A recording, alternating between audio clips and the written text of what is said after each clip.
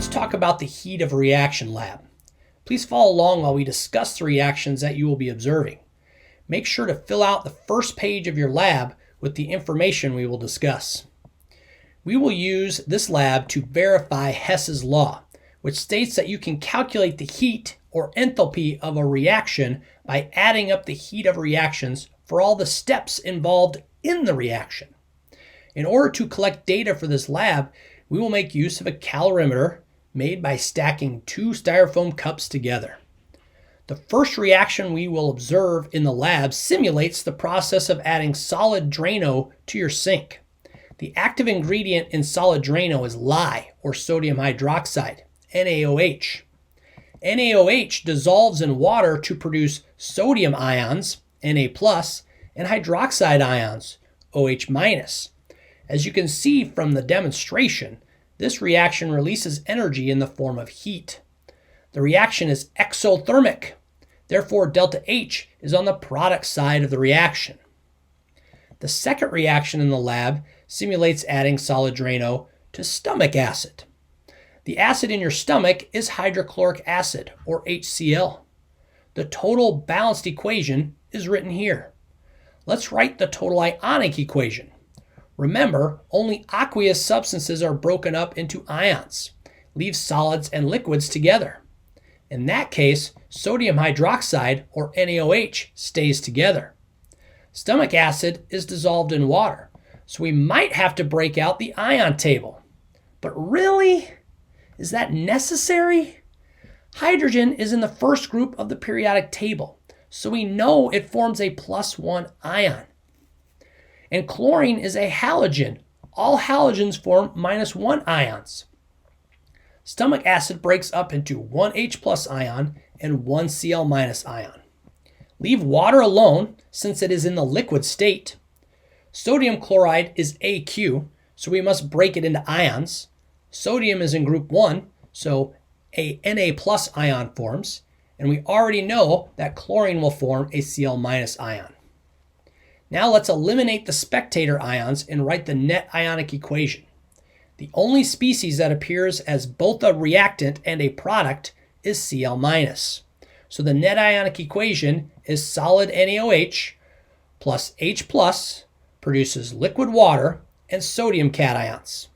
Once again, as you can see from the demonstration, this reaction is exothermic. A lot of energy is released during the reaction. Therefore, delta H is on the product side of the reaction. Reaction 3 involves adding liquid Drano to stomach acid. The total balanced equation looks a lot like reaction 2. The only difference is that the sodium hydroxide is now dissolved in water.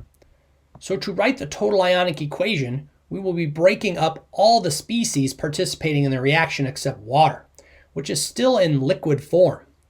NaOH breaks up into one Na+ ion and one OH- ion. HCl becomes H+ and Cl-. Water stays intact since it is a liquid, and NaCl breaks up into Na+ and Cl- ions. Find the spectator ions. In this case, both Na+ and Cl- appear on both sides of the reaction. These ions can be eliminated when we write the net ionic equation. OH- ions plus H+ ions produce liquid water and some energy. Notice that delta H is on the product side of this reaction. Just like reactions 1 and 2, reaction 3 is exothermic. You will be observing and collecting data for all 3 of these reactions in the lab. Pause the video and make a prediction about which reaction will release the most energy. Which reaction will have the largest delta H?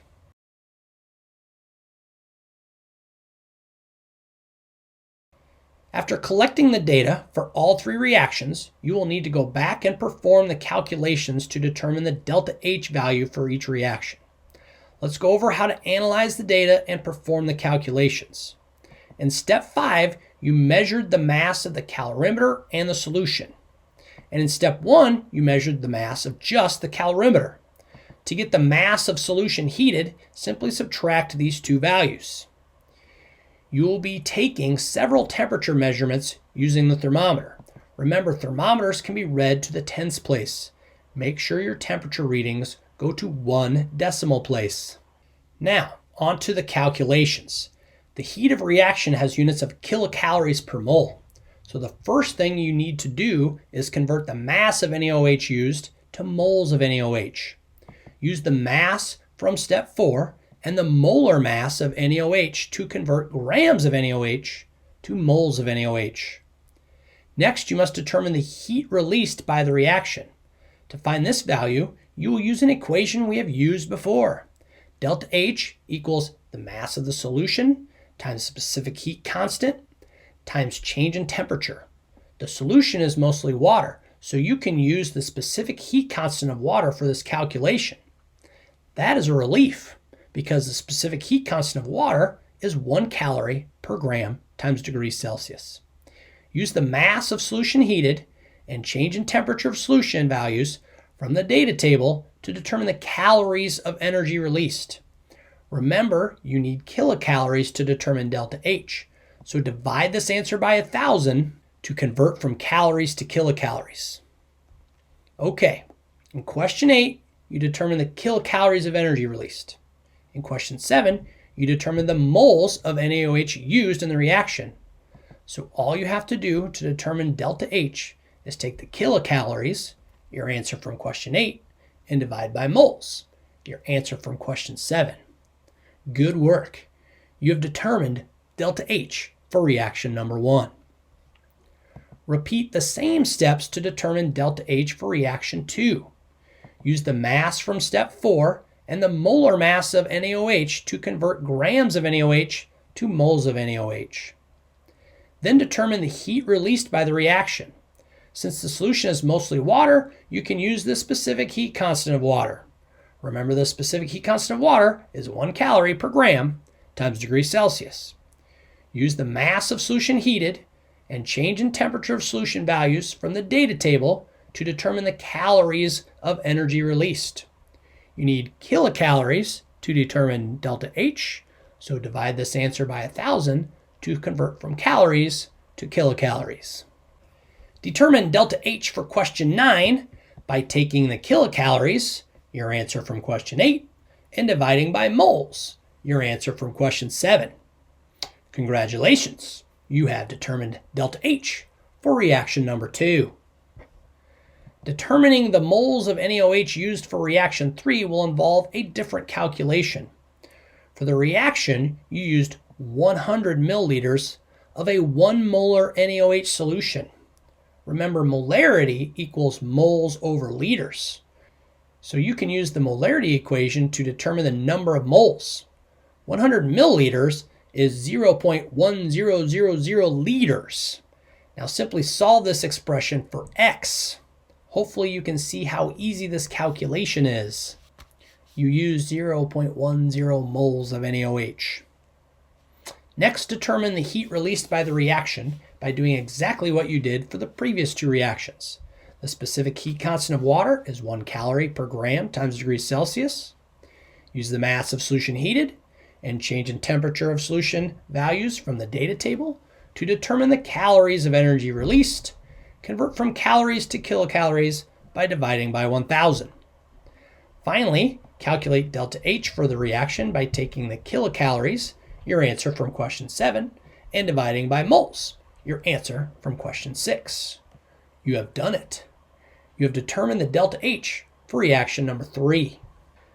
All right, it's time to head into the lab. Remember to keep the 2 styrofoam cups stacked together. The solid sodium hydroxide that you will be using is located by each balance on either side of the room. Any solution that you need, including the tap water, can be found on the back counter. Do not use tap water from the sink. When you finish the lab, clean up the lab area and begin working on the calculations and on the questions from page 5 and 6 of the lab. Get your goggles on and get to work.